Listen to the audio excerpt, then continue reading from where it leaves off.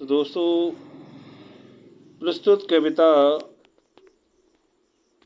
जो कि स्वदेश प्रेम है उसका उसकी व्याख्या देखिए। इसका प्रसंग है कि अपने देश जो कि महान रहा है, जिसकी इस गाथा सूर्य चंद्रमा इत्यादि बहुत से तारे साथ में कर रहे हैं, समस्त दिशाएं जिनकी विजयों के गीत के बारे में बता रही हैं, उसी कविता के बारे में हम बताने जा रहे हैं। अतुलनीय जिसकी प्रताप का, अर्थात तुलना रहित जिनके प्रताप का साक्षी अर्थात गवाह है प्रत्यक्ष दिवाकर, आज भी हमारे सामने जो दिवाकर जो सूर्य है, घूम घूम कर देख चुका है जिनकी निर्मल कीर्ति निशाकर। निशाकर अर्थात चंद्रमा भी जिनकी स्वच्छ धवल कीर्ति को घूम घूम कर सभी दिशाओं में देख चुका है, रात्रि में देख चुके हैं जिनका वैभव, जिनके वैभव को नभ के अनंत तारागण अर्थात असंख्य तारे देख चुके हैं। हम उन भारतवासी वीरों की बात करते हैं।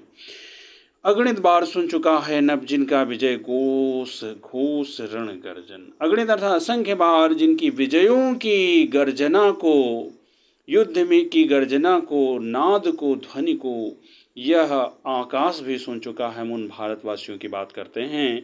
शोभित है सर्वोच्च मुकुट से जिनके दिव्य देश का मस्तक, शोभित अर्थात सुंदर दिखाई पड़ रहा है सबसे ऊंचे मुकुट के रूप में, गिरिराज हिमालय के रूप में, जिनके दिव्य देश अर्थात अलौकिक देश का मस्तक गिरिराज हिमालय के रूप में आज भी शोभायमान है, सुंदरता से दिख रहा है।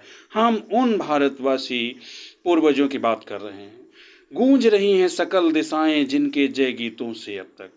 रामनरेश त्रिपाठी जी अपने देश भारतवासियों की जो पूर्वज रहे हैं, उनकी जीत के जो गीत गाए जाते थे, दिशाओं में गुंजायमान प्रतिध्वनित हो रहे हैं। आज भी जिनकी विजयों के गीत सभी दिशाओं में गाए जाते हैं, अर्थात सभी दिशाओं में उनकी विजयों के गीत गुंजित हो रहे हैं। जिनकी महिमा का है विरल साक्षी सत्य रूप हिमगिरिवर, जिनकी महान यशोगाथा, महिमा अर्थात महान यशोगाथा का विरल अर्थात निरंतर साक्षी अर्थात गवाह है सत्य रूप, वास्तव में हिमगिरिवर अर्थात हिमालय, गिरिराज श्रेष्ठ, वर मने श्रेष्ठ, गिरि मने पर्वत, हिम मने हिमालय, श्रेष्ठ पर्वतराज हिमालय आज भी गवाही दे रहा है निरंतर इनकी महान यशोगाथा का। हम उन महान पूर्वजों, उन महान भारत वीरों की बात करते हैं। उतरा करते थे विमान दल जिसके विस्तृत वक्ष स्थल पर, एक समय था जब विमानों के समूह जिसके विशाल भूभाग पर तटों पर उतरा करते थे। सागर ने छाती पर जिनके अगणित अरणों पोत उठाकर, असंख्य अरणों अर्थात समुद्री पोतों को, जहाजों को समुद्र भी बड़ी ही प्रसन्नता के साथ यहाँ से वहाँ पहुँचाया करता था, उठा करके प्रमुदित अर्थात प्रसन्न होकर के भूमंडल के सकल तटों पर, सभी तटों पर पहुँचाया करता था। नदियाँ जिसकी यश धारा सी, जिसकी नदियाँ गंगा यमुना जैसी यश अर्थात प्रसिद्धि की धारा के समान आज भी निश अर्थात रात वासर अर्थात दिन दिन रात बहती रहती हैं। ढूंढो उनके चरण चिन्ह भी पाओगे तुम इनके तट पर। हे पाठक, हे काव्य प्रेमी, यदि हे भारतवासी, यदि तुम उनके पग चिन्हों को ढूंढोगे तो तुम्हें भी उन महान पूर्वजों के, भारत वीरों के पग चिन्ह इन्हीं तटों पर मिल जाएंगे। विश्वत रेखा का वासी जो जीता है नित हाँप हाँप कर रखता है अनुराग अलौकिक, वह भी अपनी मातृभूमि पर। अन्य उदाहरण देते हुए त्रिपाठी जी कहते हैं कि विश्वत रेखा अर्थात भूमध्य रेखा के जो निवासी, जहाँ पर सूर्य की लंबवत किरणें पड़ती हैं, वहाँ के निवासी हाँप हाँप करके अत्यंत विषम परिस्थितियों में जीवन जी लेते हैं, फिर भी रखता है अनुराग अलौकिक अर्थात दिव्य प्रेम अपनी मातृभूमि के प्रति रखता है वह विश्वत रेखा का वासी। और ध्रुवों पर, ध्रुव जहाँ 6 महीने दिन 6 महीने रात होती, वहाँ का निवासी, उसके बारे में बता रहे त्रिपाठी जी। ध्रुववासी जो हिम में तम में जी लेता है, कांप कांप कर वह भी अपनी मातृभूमि पर कर देता है प्राण निछावर। ध्रुवों पर रहने वाले बर्फ में, अंधकार में कांप कांप करके जो जीवन जी लेते हैं ध्रुववासी, ध्रुवीय देशों के निवासी, वह भी अपनी मातृभूमि पर समय आने पर प्राणों को न्यौछावर कर देते हैं, अर्थात उसकी रक्षा के लिए अपने प्राणों को उत्सर्ग बलिदान कर देते हैं। अब हमारे देश भारत के बारे में कहते हुए कहते हैं वर्णन करते हैं, तुम तो हे प्रिय बंधु स्वर्ग सी। भारत भूमि कैसी है विद्यार्थियों? हे प्रिय बंधु, हमारी भारत भूमि स्वर्ग सी अर्थात स्वर्ग के समान है, सुखद सुख देने वाली, सकल विभवों की आकर अर्थात खान है। हे हे प्रिय बंधु, हे भारतवासी, हमारी भारत भूमि स्वर्ग के समान समस्त सुखों समस्त वैभवों की खान है, आकर अर्थात खान है। धरा शिरोमणि मातृभूमि में धन्य हुए हो जीवन पाकर।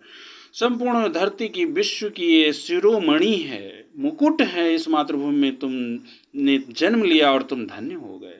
तुम जिसका जल अन्न ग्रहण कर बड़े हुए, लेकर जिसकी रज। हे भारतवासी, तुमने जिस मातृभूमि के जल अन्न को ग्रहण करके, जिसकी धूल में खेलकर पले बढ़े, इतने बड़े हुए, तन रहते कैसे तज अपना शरीर रहते उस मातृभूमि को तुम कैसे त्याग सकते हो?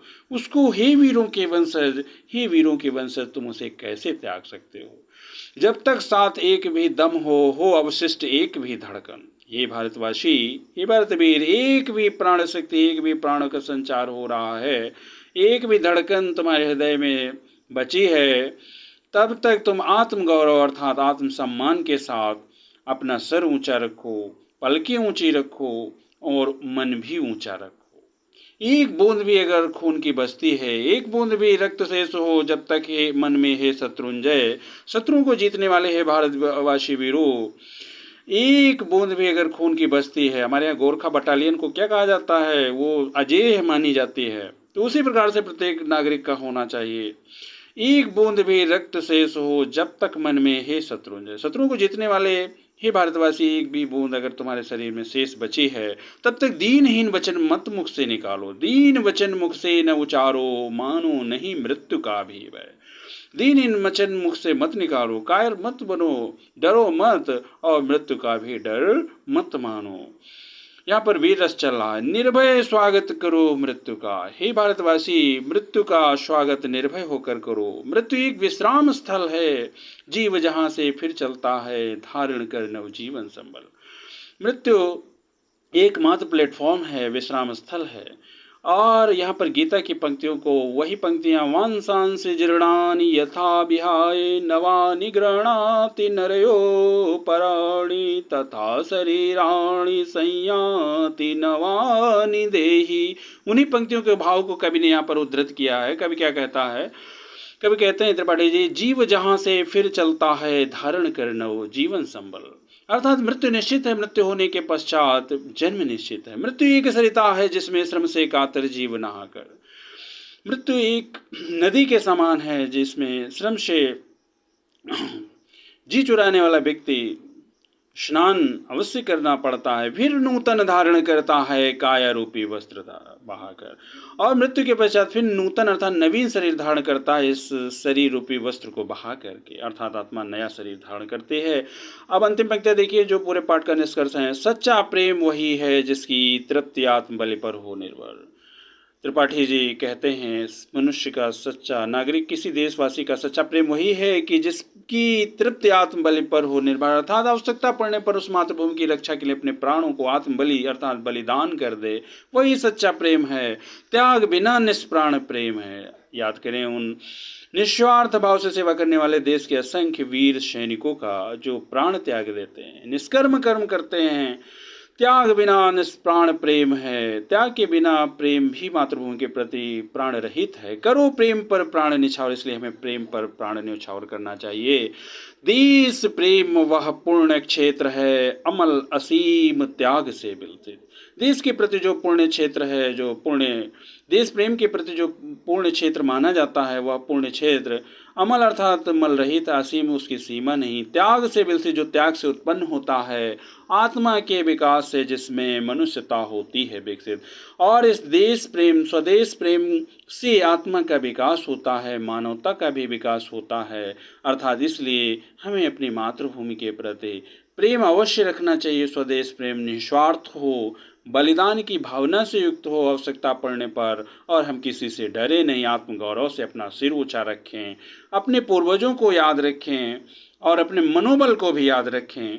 अपने पूर्वजों के मनोबल, स्वयं के मनोबल को ऊंचा बनाए रखें। तो प्रस्तुत कविता का यही संदेश है। दोस्तों, आपको कविता कैसी लगी? विद्यार्थियों, आप काव्य प्रेमियों कमेंट बॉक्स में ज़रूर बताना, लाइक करना और सब्सक्राइब भी आप करें, इसको शेयर करें। धन्यवाद दोस्तों, बहुत बहुत धन्यवाद। Thank you for watching my channel Path Here, suitable for achieving an aim. Thank you. Okay.